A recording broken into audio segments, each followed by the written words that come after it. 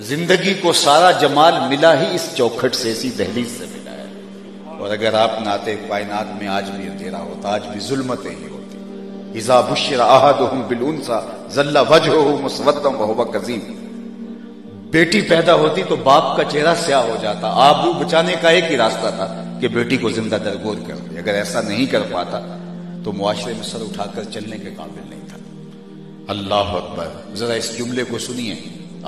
آپ کو عربی متن کے ساتھ یہ کلمات یاد ہوں گے، لیکن اس کو صرف کلمہ محبت کے طور پہ آپ سنتے اور سمجھتے ہیں، اور میں کہتا ہوں ظالمانہ سماج کے خلاف یہ کلمہ جہاد بھی تھا۔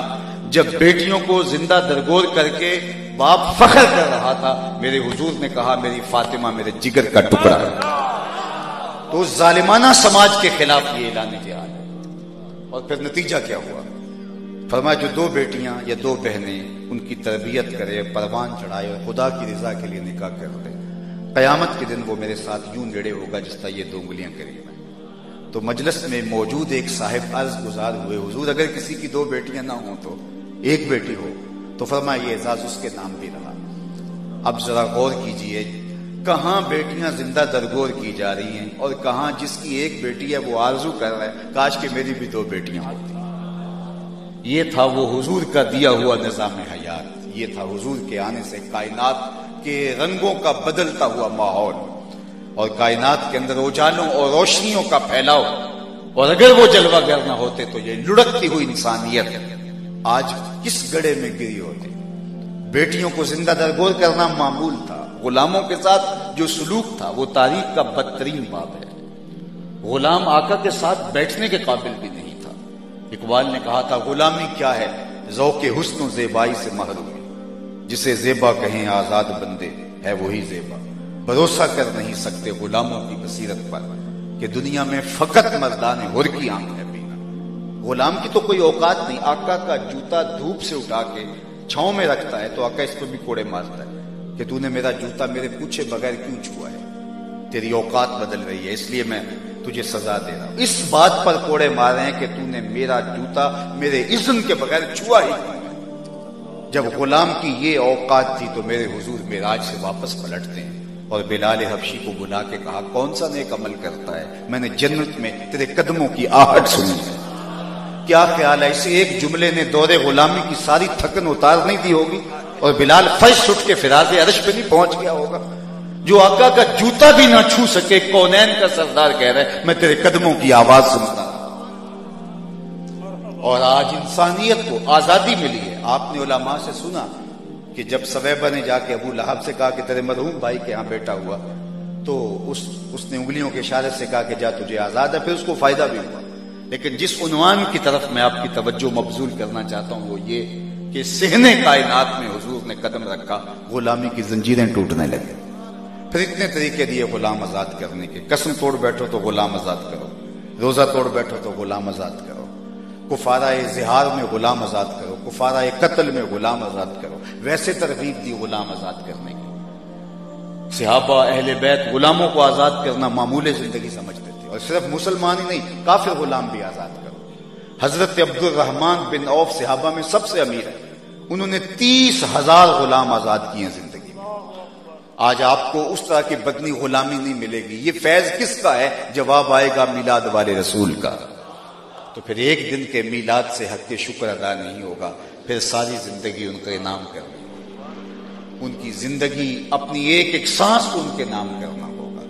اور میں تو یہ کہتا ہوں کہ صرف بنیروں پر چراغاں کرنے سے حق ادا نہیں ہوتا، اگرچہ میں خود بھی اپنے بنیرے پہ چراغاں کرتا ہوں، لیکن صرف اس پہ حق ادا نہیں ہوتا، کہیں دل کی گلیوں میں اندھیرا ہی نہ رہ جائے۔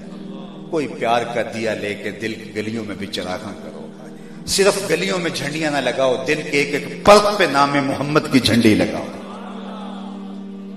ظاہر بھی ستھرا ہو، باطن بھی ستھرا ہو، حضور کا پیار روحوں میں بھی سرایت کیے ہوئے ہو۔ تمہارا عمل، تمہارا رویہ، تمہارا طرز زندگی، تمہارا انداز معاشرت بتائے کہ تم حضور کے غلام ہو۔ نہ یہ ہے کہ ظاہر کو سنوارتے رہو لیکن اندر کی طرف توجہ ہی نہ کرے۔ میاں صاحب کا لہجہ اپنا ہے اور دل نشیں بھی ہے کہ شیشے اتے کٹا جمیا کندھا چاڑی جاندے، شیشے اتے کٹا جمیا کنداں چاڑی جاندے، شیشے اتے کٹا جمیا کنداں چاڑی جاندے، جلداں نوں اے سام کے رکھ دے برکے پاڑی جاندے۔ تو اندر بھی بدلے ظاہر بھی بدلے، حضور کی محبت حضور کا پیار روح تک اتر جائے۔ صرف ایک حدیث اس عنوان سے اور آپ کے سامنے میری گفتگو اختتام کو پہنچتی ہے۔ آقا کریم علیہ السلام نے ایک دن صحابہ کو دیکھا کہ حضور کے وضو کا پانی زمین پر نہیں گرنے دیتے۔ اللہ اکبر! کائنات میں کوئی ایسا عاشق نہیں ہوگا جیسے صحابہ ہے۔ اللہ اکبر! حافظ شیرازی کا ایک شعر ہے جس کا مفہوم یہ ہے، وہ کہتا ہے کائنات میں اپنے محبوب سے مخاطبت کرتے ہوئے کہتا ہے کائنات میں میرے جیسا کوئی عاشق نہیں ہے، اور اس کے بعد کہتا ہے کیوں؟ اس لیے کہ تیرے جیسا سونا بھی تو کوئی نہیں، کیونکہ عشق کی فراوانی جو ہوتی ہے وہ حسن کی فراوانی کی وجہ سے ہوتی ہے۔ جتنا حسن فراواں ہو، حسن فراواں ہوگا اتنا عشق بلند ہوگا۔ کائنات میں صحابہ جیسے عاشق زمانے نے نہیں دیکھے، اس لیے کہ میرے حضور جیسا سونا بھی تو زمانے میں کسی نے۔ اللہ اکبر! لکھاں آئے لوگ زمانے تے محبوب خدا جیا کوئی نہیں، لکھاں آئے لوگ زمانے تے محبوب خدا جیا کوئی نہیں، لکھاں سونے بن بن بیندے نے او دی خاک پا جیا کوئی نہیں۔ اور میرے امام بولے بلبل نے گل ان کو کہا، بلبل کی تو منتہا پرواز اس تو آگے سوچ بھی نہیں سکتی، اس نے بھی گل کہہ دیا۔ بلبل نے گل ان کو کہا، قمری نے سروے جاں فضا، حیرت نے جھنجھلا کر کہا یہ بھی نہیں وہ بھی نہیں، خورشید تھا کس زور پر کیا بھڑ کے چمکا تھا کمر، بے پردہ جب وہ رخ ہوا یہ بھی نہیں وہ بھی نہیں۔ اور گولڑے سے آواز آتی ہے مک چند بدر شاشانی، متھے چمک دی لاٹ نورانی، کالی زلف تے اکھ مستانی، مخمور رکھی ہن مد بری۔ تو کہا ما حملکم علی ھذا، تم میرے وضو کے پانی کو زمین پر نہیں گرنے دیتے۔ اور پھر وہ حضور کے مبارک وضو کے پانی والے گیلے ہاتھ اپنے چہروں پہ ملتے ہیں، اور جس کو یہ میسر نہیں آتا وہ ان گیلے ہاتھوں سے ہاتھ رگڑ کے اپنے چہروں پہ ملتے ہیں۔ جنہ اکھیاں دل بر تکیا او اکھیاں ہی تک لیاں، جنہ اکھیاں دل بر تکیا او اکھیاں ہی تک لیاں، تو ملیوں تاں ساجن ملیا ہن آساں ہی لگ رہی۔ اللہ اکبر! تو وہ حضور کے وضو کے پانی کو بھی زمین پر نہیں گرنے دیتے۔ تو فرمایا ما حملکم علی ھذا، اس بات پر تمہیں کس نے ابھارا ہے؟ تو انہوں نے برجستہ جواب دیا قالوا حب اللہ ورسولہ، اللہ اس کے رسول کی محبت کا نتیجہ یہ ہے کہ ہم آپ کے وضو کے پانی کو بھی زمین پہ نہیں گرنے دیتے۔ شریعت نے اس کا حکم نہیں دیا، حضور نے صحابہ کو اس کی ترغیب نہیں دی کہ میرے وضو کے پانی کو زمین پر نہیں گرنے دینا۔ اللہ اکبر! کچھ تقاضے محبت کے بھی تو ہوتے ہیں۔ پانی ہڑا نو لوڑ کی راہ براں دی، اگر آپ میرے ساتھ تھوڑا سفر کر لیں، پانی ہڑا نو لوڑ کی راہ براں دی، پہنچے آپ دریا سرکار یارا۔ جو چھوٹے چھوٹے ندی نالے ہوتے ہیں ان کے لیے راہیں بنانی پڑتی ہیں، پانی کہیں یہیں جذب نہ ہو جائے، لیکن جب سیلاب آتے ہیں طوفان آتے ہیں پھر ان کے لیے راہیں نہیں بنانی پڑتی، وہ راستے خود بناتے ہیں۔ جب سینے میں عشق آتا ہے یار بنانے کے ڈھب خود بخود آ جاتے ہیں۔ پانی ہڑا نو لوڑ کی راہ براں دی، پہنچے آپ دریا سرکار یارا۔ اللہ اکبر! تو کہا ما حملکم علی ھذا، انہوں نے کہا قالوا حب اللہ ورسولہ، اللہ اس کے رسول کی محبت۔ تو حضور نے اس کی نفی نہیں کی بلکہ ساتھ دوسرا تقاضا بھی بیان فرمایا، فرمایا جو شخص یہ چاہتا ہے کہ اللہ اس کے رسول سے محبت کرے اور اللہ اس کا رسول اس سے محبت کرے تو اس کو 3 کام کرنے چاہیے۔ سب سے پہلی بات ارشاد فلیصدق حدیثہ اذا حدث، جب بھی بولے تو سچ بولے۔ دوسری بات فرمایا ولیود امانتہ اذا اؤتمن، جب اس کے پاس امانت رکھی جائے تو اس امانت کو ضائع نہ ہونے دے، اس امانت کو صحیح لٹائے۔ اور تیسری بات فرمائی اگر کوئی اس کے ہمسائیگی میں آپ بسے تو پھر ہمسائیگی کے حقوق کا حق بھی ادا کرے۔